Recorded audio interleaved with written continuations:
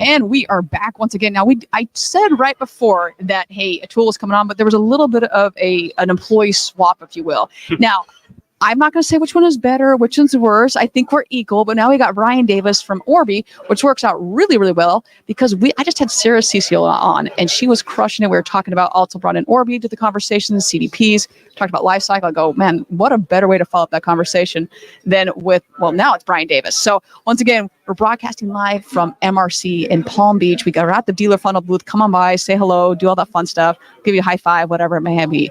So I'm going to ask you what I've asked everybody else so far. What is one of your main takeaways from this entire conference? Now, we're only like about halfway through here. What's one of your main takeaways? Everybody's got more data than they know what to do with, and they need help.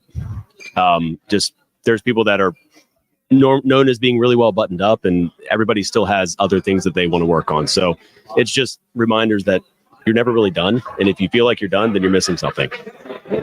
Amen. And we were talking, I can't remember at this point, I've lost track of who I was saying what conversation. I'm functioning about like 90 minutes of sleep. So I can't be held for some of the stuff that I say or don't remember. But we were talking in general about CDPs and just how, hey, once again, what are you measuring? How are you doing things? Do you own the data? Is it FTC and GLBA compliant? I know you guys do I'd say a pretty good job at that. So I don't want to talk about that a little bit when we had customer lifetime before, but how about it? Yeah, I think what's really important is that as a provider and being a first party provider, we are responsible for the dealership's data, which is really the customer's data, right? So there's a mix of dealership and customer data there. So we actually recently underwent the whole process of going through ISO certification. We're going through SOC 2 audits right now. So we actually just, I think, have a presser going out about the ISO certification, and just you basically have to put your whole company in a holding pattern so that everything can be researched, everything can be documented. We also went through a funding round. So, it really makes your company grow up quickly, and just understanding how much data that we have for each of our customers and all of the things that we need to do with it. It actually even spawned us to go out to Orbi.com/trust-center, just to document all of the questions that we get, and to make sure that this is being updated, that everybody understands that, hey, these guys are serious. They're not going to put me at excessive risk, and I can come to them with questions that are sensitive. And that's really helped us a lot, kind of put us on another level. So really excited about that. Yeah, and I will even say, like, my stores that use you or use you in conjunction with, junction, what's your function, with PCG, I mean, it's just been such an easy transition for them to say, hey, we'll do the heavy lifting for you. And you don't see that too often when, I don't care what product you're using. I've been in the dealership. I know what it's like, and how, like, you got to freaking Google Sheet the crap out of that to figure, okay, who did I give access to? What do I need here? And I was just really impressed of how seamless it was when a dealership wants to use too. Yeah, I think that team's done a really good job. PCG is very thorough, and they want to understand how these things can benefit the dealer. So the thing that they did that was really wise, and what I would recommend to anybody that's jumping into new technology, commit to it, but understand that it's going to be slow and you're going to have to build out the process. And so what PCG did a great job at is realizing we can't do it all right now. So the things that you've seen, it seems like a lot, and it's somewhat complicated to a newbie, but we've got that figured out. But that's only just the beginning. Like, we've just scratched the surface, but having that done correctly sets the stage for the next move. So that's what it's all about. Pick the things that you definitely need to get done first, do those well, and then do all of the other things. It can't all happen at once. It's a lot to ask to do that. That would definitely drive my alcohol bill up way higher than I even want to imagine if I'm trying to undertake that whole thing. Sure. Okay, so we talked a little bit about some of your takeaways. I want to know if there was something, I've asked this to about every guest at this point, to say, was there something you were anticipating, maybe a session was going to be like X, turned out Y, or like, hey, I didn't even know I didn't know that? Well, one of the things that I was sort of surprised by, a lot of the dealerships that submitted for the MRX award put a lot of effort into the in-person experience, the reinventing the retail experience so that the shopping and the buying process was better at the store. What kind of surprised me is that the conversations haven't been as much about what happens before, because once somebody's down that funnel, of course, we want to make it, a great transaction. There's a lot that we're missing on the path to the sale. And that's where we really focus. Once somebody's in the store, that's on you. But if we can help uncover the opportunities along the way to get there faster, to get there better, to make sure that the process is smoother and that everybody is happier in the end, I was hoping that maybe we would hear a little bit more about that. But I really have a lot of respect for the dealerships that went out there and, put the time and the effort in and really commend what's happening at the store. That just lets me know that when people really start focusing on the customer journey, once they get to the end, then folks are going to find what they thought they were going to get actually happening. So it does kind of make sense full circle that part's in place first. Now let's make it better and easier and faster to get to that final result.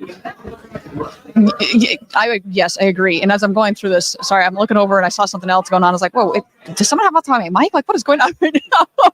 But we got Kyle Monsiero that's like, dancing with Carrie Weiss right now in the background. Now, I know you all can't see this, but that's our line of vision right now. She's getting it. It's good. So with that, I'll go with, we've got a couple more sessions left. We've got, some keynotes, we have some sessions, we've got whatever you want to call them. What else are you looking forward to see or to learn about? And then obviously take back to Orby and to your clients. I'm hoping to learn what a lot of the dealerships in the room want to learn, which is how are all of my providers going to work together? We've already got an integration list a mile long, or getting events or providing data to lots of people. That's really what our core technology is about. I really want to make sure that the conversations continue toward, we're doing business with you. They're doing business with you. We're going to find a way.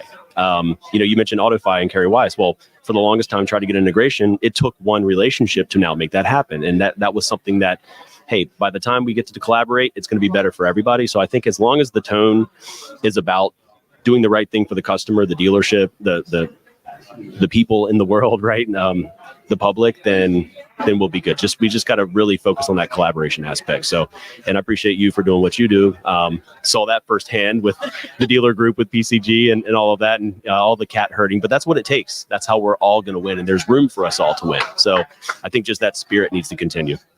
Yeah, it's 100% true. And so often you'll hear the collaboration, and we throw that word around, but are you really willing to, I'm going to say, put your ego aside and be like, okay, you're vendor A, you're vendor partner B, and we're actually going to come to the table and work together for it turns out we have a mutual client. So we're working towards the success for them. We're working so that they can be better, because then we're going to be better.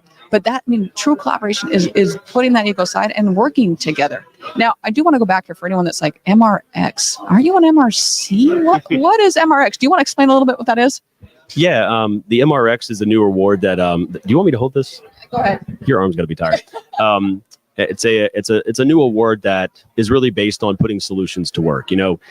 Previously there were some awards that were about, which product seems like it's the best, but really it's the practical application. So a bunch of dealers applied. We actually had the biggest dealership in Western Australia who has 1,800 cars on the lot, sells 12,000 a year, and their data is moving. They have a lot of it. So we really put together an opportunity to explain what it is we do when data goes into action. And so there's 3 other finalists, and they got to talk about their experiences. One was a trade-in tool with the C. Harper Group. Walt Massey came through with their retail experience, and I believe the Crown Group also with their in-store single-person retail experience, and just talking about how we put these great tools to work. And that's really what it's an exemplification of collaborating.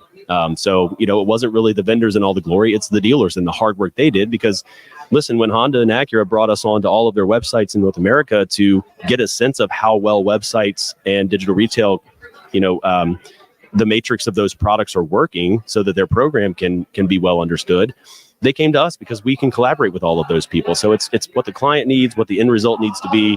MRX was just an exemplification of that. And kudos to all of the dealers that not only did the work of implementing, but then put together videos, helped us understand what was happening, filmed in their stores. I mean, it was just, it was amazing. If you can see the recordings, go do it.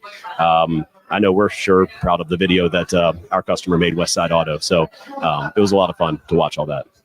I love it. And to your point, they're having a word now for dealerships of how you best do how you are implementing. To me, that speaks. No knock to the amazing, awesome vendor partners we have here that are awesome, and they do so much to help out, and that's great.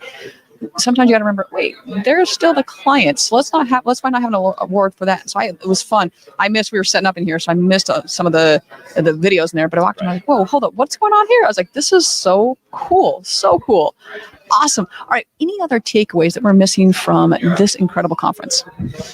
I think I would like to see a lot more dealers actually making their way around and understanding what the opportunities are to improve their current set of products with other partners. Because what we're finding in all of these very, very big data projects we do, like I mentioned, Honda and Acura, there's a whole bunch of stuff going on with OEMs and with huge dealer groups out there, our investors and things.